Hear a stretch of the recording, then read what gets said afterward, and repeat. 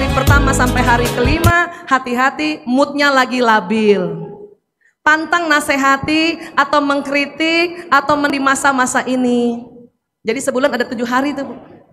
Kapan nasihati anak perempuan? Hari ke-9, Bu. Hari ke-9. Makanya ibu bilang sama anak perempuan ibu, nak, kalau lagi mau mens atau lagi mens bilang sama Umi ya, bilang sama bunda. Ibu, aku kayaknya mens. Kok tahu? Tadi udah ada bercak-bercak. Ibu langsung lihat kalender, itu berarti hari pertama. Padahal ibu mau tegur dia punya baju, sudah, nanti saja. Tunggu hari ke-9. Karena kalau ibu paksakan tegur pada saat dia lagi mens, anak sekarang anak kritis, anak jujur. Pasti julid. Pasti julid. Maka tunggu hari ke-9. Bukan cuma 1 hari. Hari ke-9 sampai 2 minggu ke depannya. Anak perempuan mau dengarkan nasihat ibu, itu perempuan. Laki-laki lain, anak laki-laki Pak, kalau Bapak tadi mau nasihati anak Bapak selain bahasa kasih tadi Pak Sujadi, Bapak ajak makan dia di restoran berdua saja. Laki-laki dinasehatinya lebih senang sambil makan makanan yang dia sukai. Jangan bawa ibunya, jangan lagi bawa saudaranya yang lain Pak. Biar sama, ngobrol-ngobrol dari hati ke hati. Itu baru Bapak ngerti, kenapa sih dia lebih senang di rumah temannya. Ya, coba PR-nya itu boleh Pak? Ya, seperti itu. Oke, baik. Ibu paham ini Bu? Yang punya anak perempuan? Iya. Hati-hati pas ibunya juga lagi mens bersamaan. Bapaknya yang pusing. Baik ya.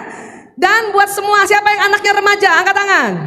Umur 10 tahun, apa yang sudah balik sampai 20 tahun. Yang punya anak remaja Bu, karena mereka generasi jujur, baik yang Z maupun Alpha. Ibu 1 kalimat nasihati dia dan anak ibu 10 kalimat, maka ibu hati-hati. Namanya aja remaja, tolong jangan digas, rem aja. Tolong nggak digaspol ibu. Maka kalau anak remaja atau siapa guru SMP di sini? Coba guru SMP mana? Masya Allah, guru SMP itu luar biasa tuh.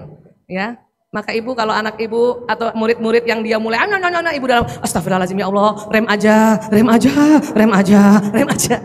Supaya tidak usah debat kusir dengan anak remaja. Kasih kesempatan dia mengemukakan ide-idenya. Sudah sambil ketawa aja. Tinggal bahasa kasihnya sentuhan fisik. Kalau dia perempuan karena gurunya perempuan, muhrimnya sambil usap-usap kepalanya. Tunduk Bu, tunduk. Paham ya? Iya. Baik, sekarang jadi kayak gitu ya Pak Sujadi ya. Cari bahasa kasihnya dan ajak makan. Kalau ajak makan pertama, Bapak cuma dapat informasi sedikit, minggu depan ajak makan lagi. Jangan berurutan Pak, nanti ketahuan bahwa Bapak menginvestigasi.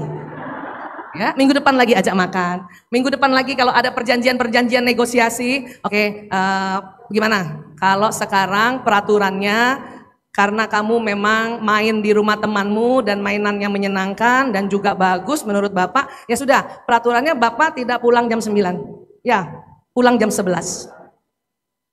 Ya kan? Bukan anaknya yang dibuang kan Pak? Bukan anaknya yang diganti, peraturannya ganti. Mungkin karena dia bilang, saya ada main ayah, tapi memang baru selesai jam 11 atau setengah 11. Udah, kita yang ganti peraturan. Supaya anak ini tidak merasa salah terus. Nah terus nanti cek, ya, jam 11 ya sayang ya. Nanti ayah cek, seminggu ke depan gimana? Kamu bisa tepat waktu kah? Ya. Kalau nanti dia datang 11:03, 11:05, 11:10 masih ditolerir. Sampai kapan tolerirnya? 11:15. Udah. Dan harus tercatat. Karena banyak kita marah-marah tidak ada data. Padahal dalam seminggu yang dia pulang telat jam 12 cuman 2 kali. 5 kalinya tepat waktu, tapi itu kita jadikan permasalahan karena kita nggak punya data, kita nggak catat, kita tidak ada memorinya. Boleh begitu Pak?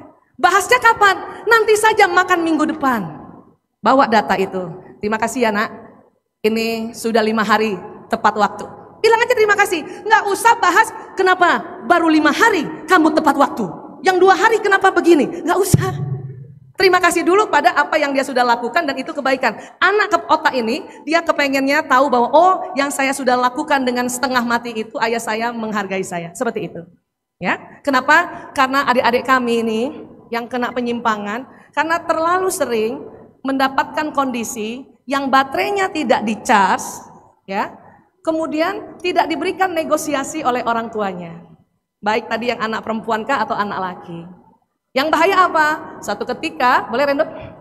Suatu ketika dia main-main, Di rumah temannya kah? Atau di satu tempat nongkrong-nongkrong? Ya. Ada orang yang sudah pakai narkoba atau bandar narkoba. Terus anak ini nggak pernah dikasih edukasi narkotika, apalagi ganja. Ya, coba, Rendo, orang kalau pakai ganja gimana? Orang pakai ganja biasanya pakai kertas putih, gulung tembakau, ya. Kalau dipakai kayak orang merokok, cuman ditutup hidungnya semuanya, ditutup begini. Harus ada tambahannya nih. Nah, kalau ada orang pakai ngerokok tapi ditutup mulutnya penuh, bisa jadi itu pakai ganja. Pergi menjauh. Kenapa? Karena kalau mendekat begini, ini asapnya bisa kena, kita jadi pengganja pasif. Kalau ada BNN atau polisi saling ngerebek hari itu, ini ditangkap, ini ditangkap. Ini bawa kantor polisi, ini juga bawa kantor polisi. Ini dites urin, ini tes urin. Ini hasilnya positif, ini hasilnya positif. Walaupun false positif tipis. Maka sampaikan tentang ilmu ini juga. Saya bilang sama anak saya, kalau ada orang ngerokok sambil gini-gini nak, kamu pergi menjauh. Berapa meter bu? 1